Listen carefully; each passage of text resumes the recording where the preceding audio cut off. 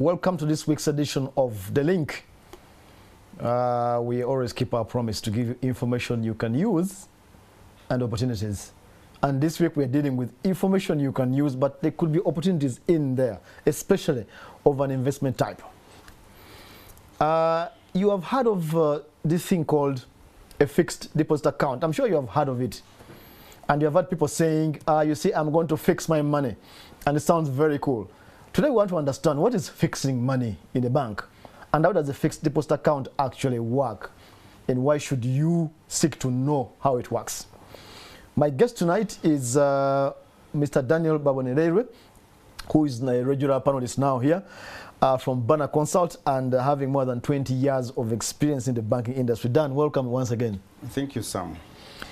Fixed deposits. Let's start with the basics.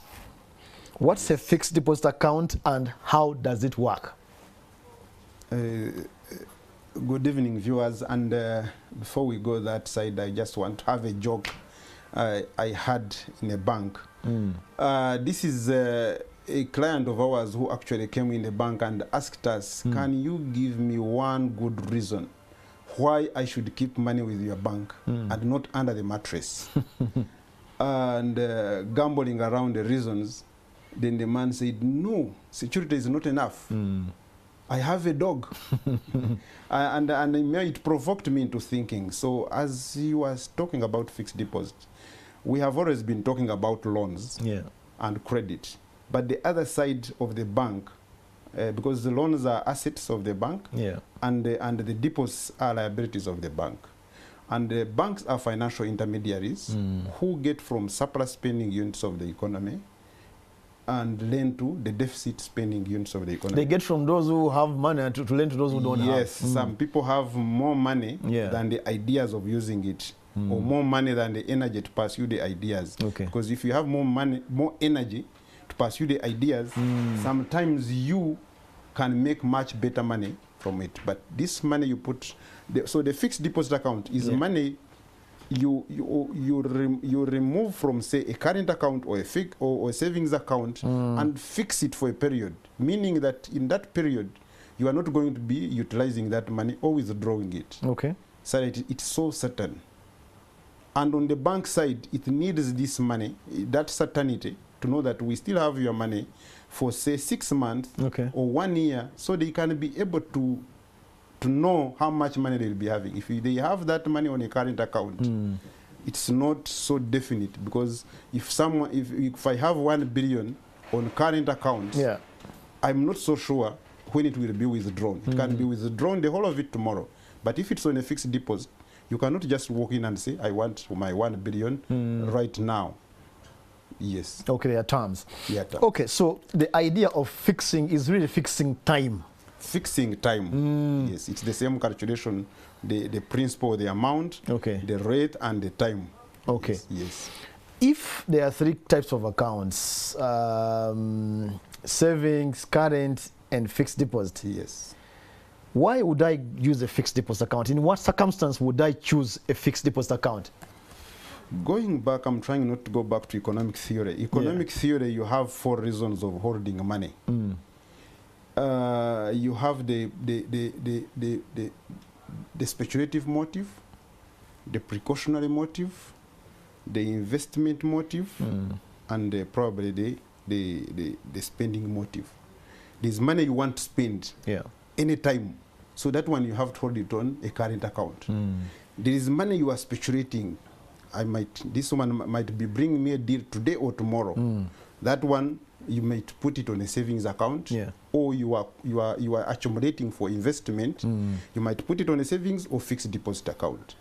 And the one for precautionary, you might as well put it on a fixed deposit account or a savings account. Because this is a what if.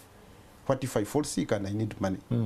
But you are not going to need it, and you know whether you will need it. So you'd rather put it on a fixed account. If the eventuality doesn't happen, it still earns you money. So you need to put it. But as a determinant one, there are also four reasons in which you should decide which account to hold money in. Investment. Let's focus on the fixed deposit. Yes. Because why I'm bringing the 4 reasons as well. Yes. in holding money, there is also, you have to put in some magezi or science and say, because the money, the holding of money must have that, what you call the flexibility. If I need my money, can I switch it from this product to the other product? Okay. For example, if it's a bond, could you break it immediately? Or if it's a savings account, it's more flexible than a fixed deposit account. Anytime you can walk in and withdraw without prior arrangements. Okay.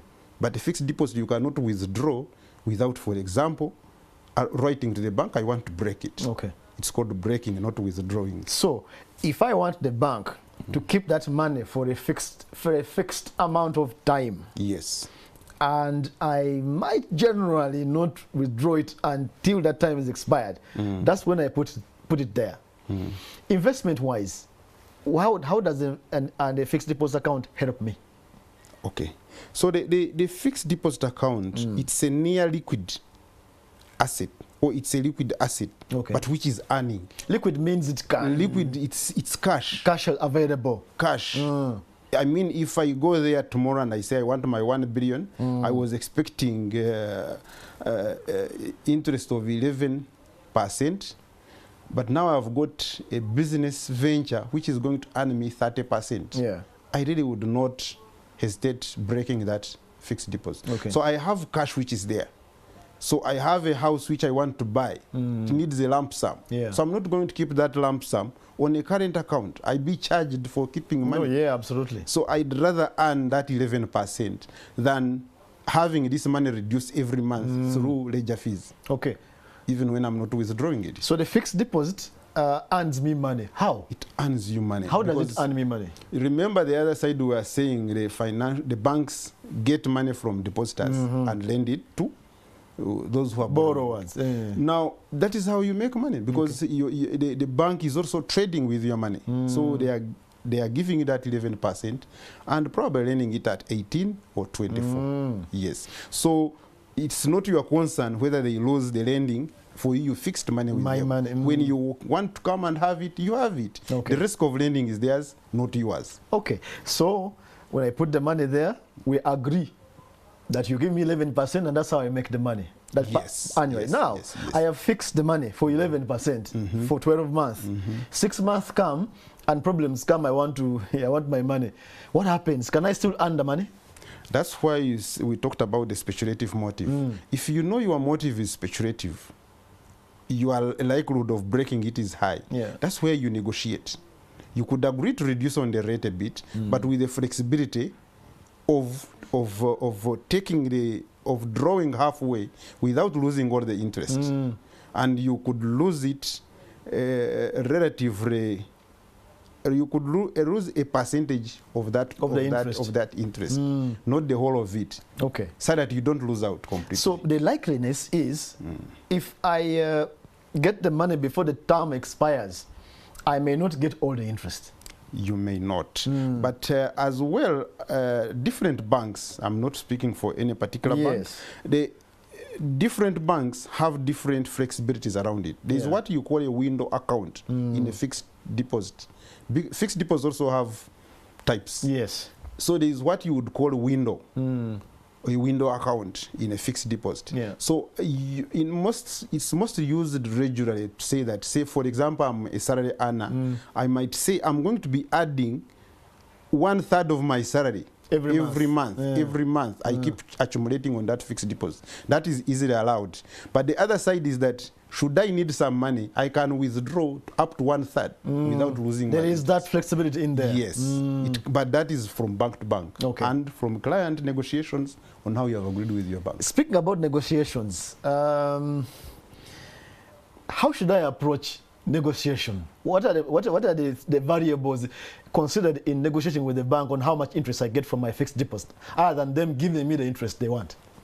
Your ability or power to negotiate is inversely proportional to the amount and the length of time you are keeping the money. Amount and time? Yes. So if you are keeping it for a long period, it's much easier to negotiate. Okay. If you are keeping big sums of money, let's say 1 billion, say 100 million, so the higher it is, the more the power you have to negotiate. But if you are saving only 300,000, chances are you will take the rate the bank gives you. Okay. There is nothing much.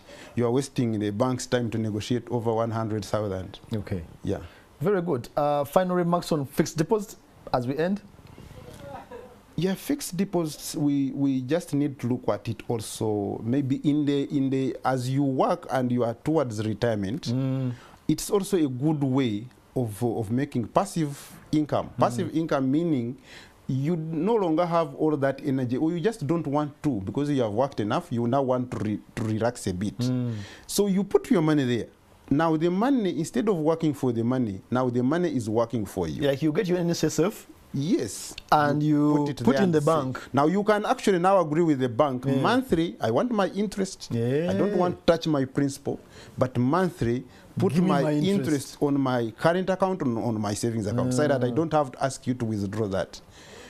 Then the other part is that if we actually analyze most of the businesses we do, or even say buildings, for example, we are so much attached to buildings, but you'll find the rate of return on buildings and on savings account. The savings account is higher than on buildings. Okay. With all the headaches of tenants and whatnot. Okay. But of course, there is advantage in also the other advantage of the. In the 10 seconds, if I earn interest from fixed deposit, does the government tax me? Yes, please. it taxes you a certain percent, 20% now. I think. Yeah. Yes. All right. So when I earn the interest 11%, 20% of the 11. It used to be 15. I'm not so sure. All right, but there's some tax. Yes. On the interest. Yes. Ah, okay. So the taxman will want some cut. Yes. That's important to know for people who are using fixed deposits, that I'm not going to get all the money finally. The bank is going to withhold. Yeah, but you can calculate all that in advance and know the actual amount you are going to get. Okay. Yes, but there's nothing that is not taxed in our life nowadays. Yes. Thank you very much, Dan, for that enlightenment on fixed deposits. Yes. Viewers, you have heard that animal called fixed deposit. It's not very complicated.